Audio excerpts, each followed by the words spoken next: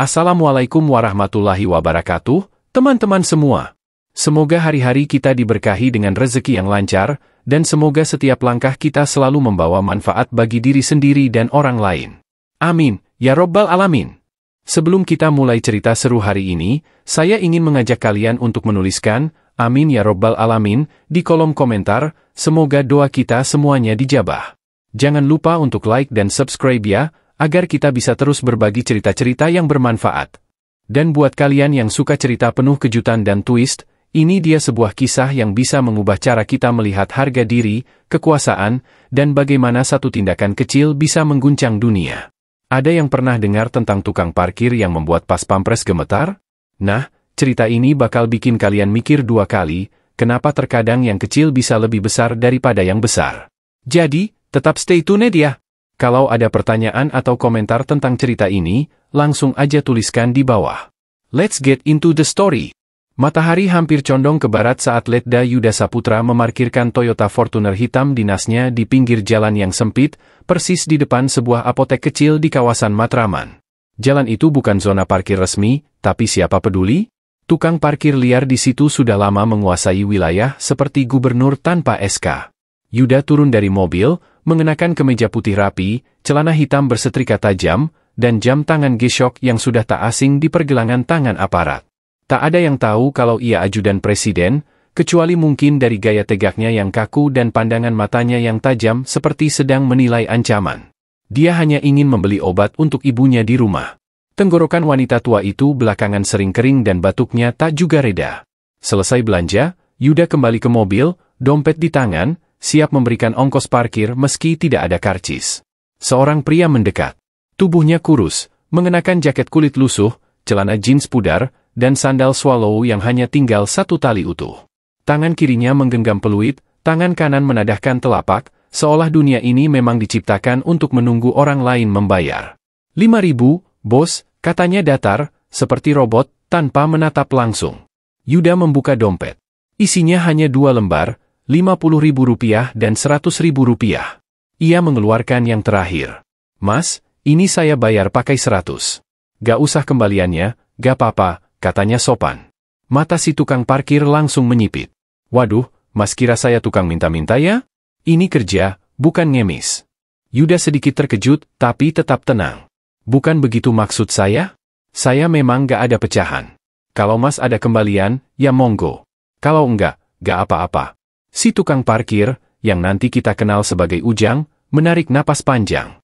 Ia memandangi uang Rp100.000 itu seolah sedang menatap wajah seseorang yang pernah menampar harga dirinya. Gue tiap hari dibilangin begini, bro. Duit kecil aja lu gak punya, tapi gaya sok dermawan. Ngasih 100.000 biar dibilang kasihan? Biar lu pulang cerita ke teman-teman, tadi gue bantu tukang parkir? Gak usah, bang. Gue bukan proyek amal. Yuda menarik kembali uangnya perlahan. Saya gak ada maksud buruk, mas. Saya cuma mau bayar. Tapi Ujang sudah tidak dengar.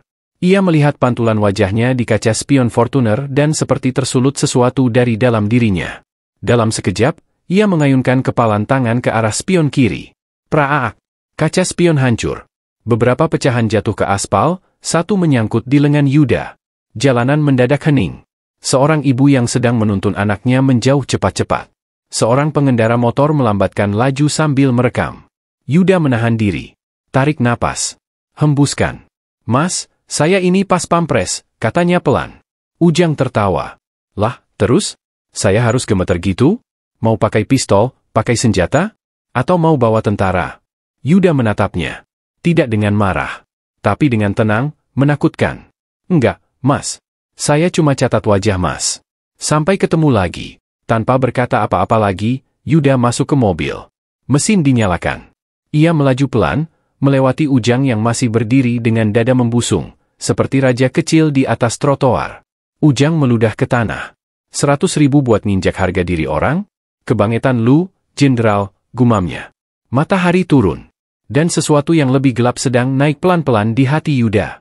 Pagi berikutnya, udara Jakarta masih dipenuhi aroma asap kendaraan dan bunyi klakson tak sabar. Tapi ada yang berbeda di Jalan Ahmad Yani. Sebuah pemandangan yang tidak biasa membuat para tukang bubur, ojek online, dan ibu-ibu pengantar sekolah menoleh heran. 3 mobil dinas berderet rapi di sisi jalan. Di belakangnya, 1 truk TNI, 1 mobil polisi militer, dan bahkan 1 unit Satpol PP yang biasanya lebih sibuk merazia pedagang kaki lima.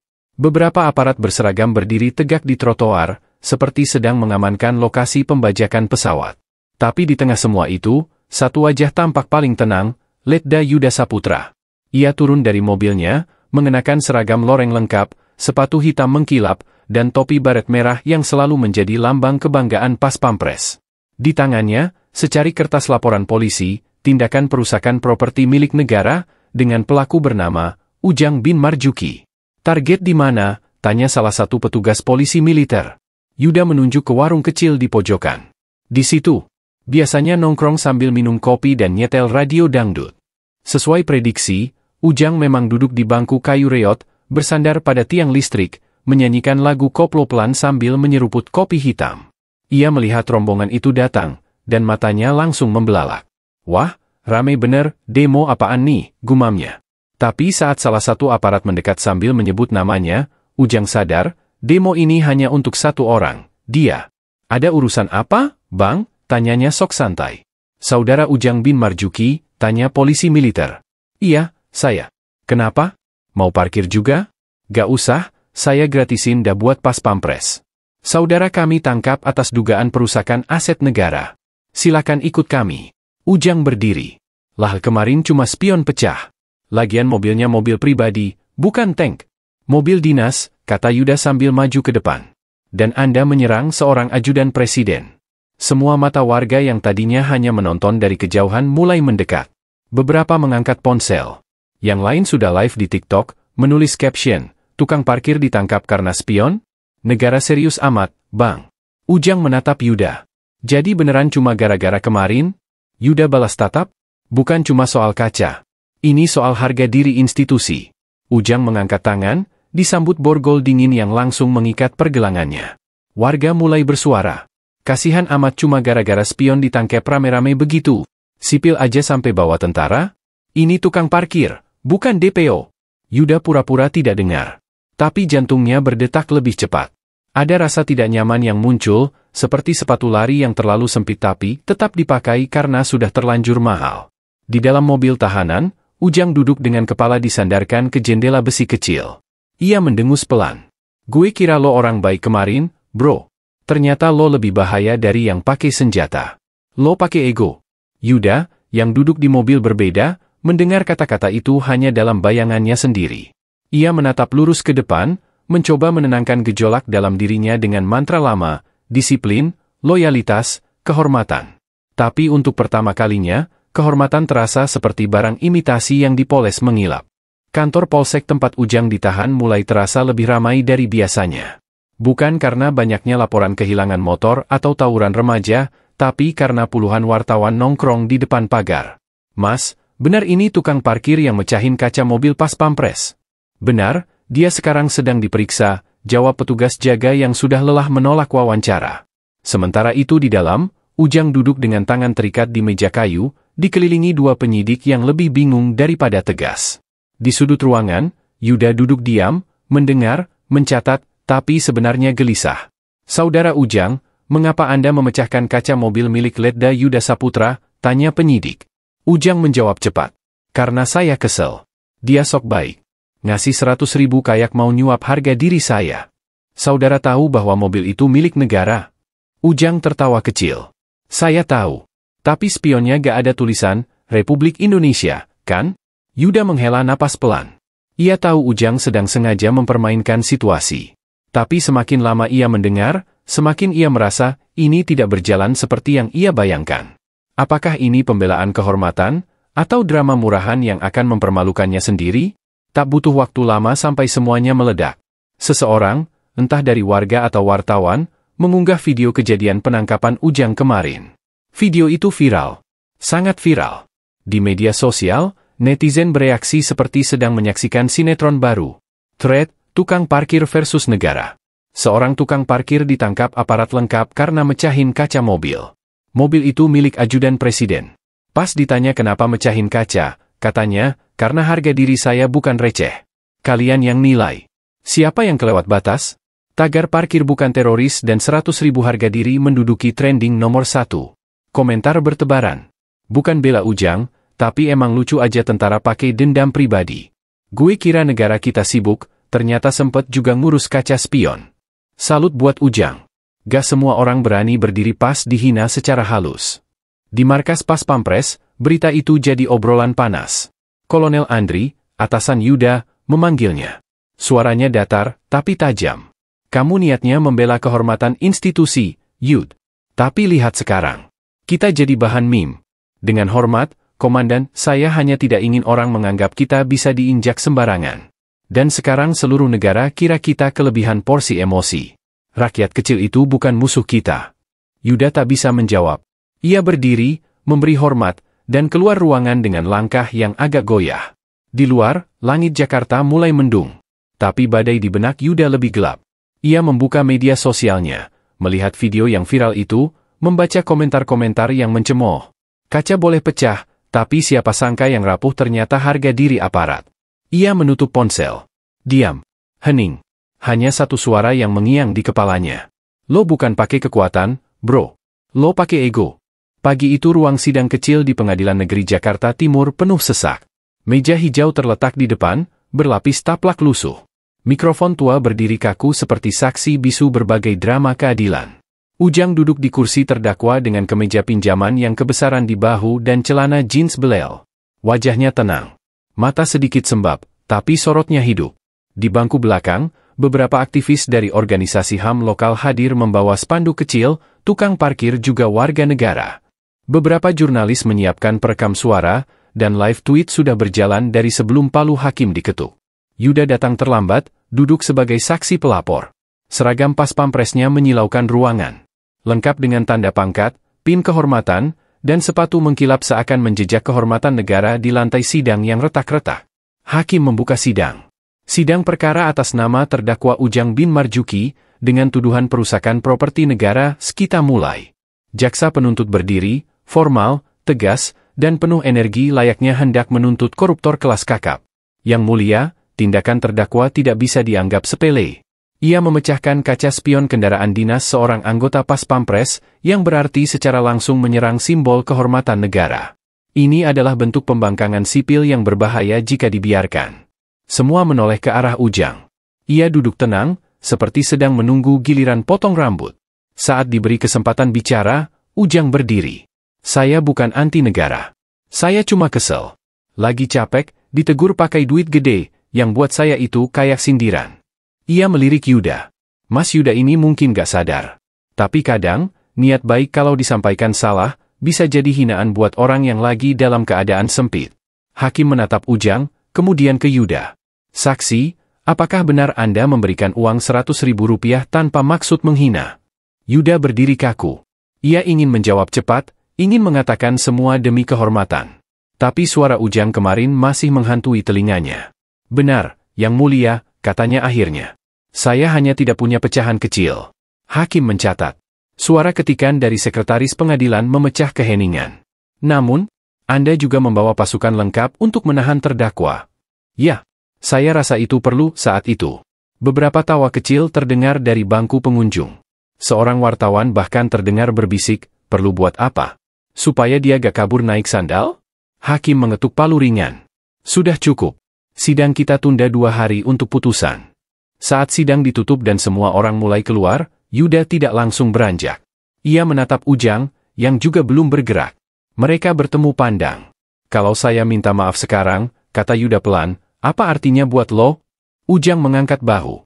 Mungkin gak akan ubah keputusan hakim. Tapi bisa bikin saya percaya, masih ada aparat yang ngerti rasa manusia. Yuda mengangguk. Ada sesuatu di dadanya yang menurun pelan, entah ego, atau dendam. Di luar pengadilan, wartawan mulai mengejar mereka. Tapi tak ada lagi yang perlu dijelaskan. Dunia sudah memilih siapa yang jadi tokoh dalam drama ini.